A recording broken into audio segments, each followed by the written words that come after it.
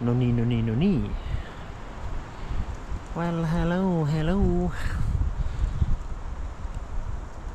Ja tervist siis taas. Me oleme alustamas teile esmaspäevasel päeval, 3. aprillil GoPro Hero 10 Blackiga viimast time warpi järjekorranumbriga number 6.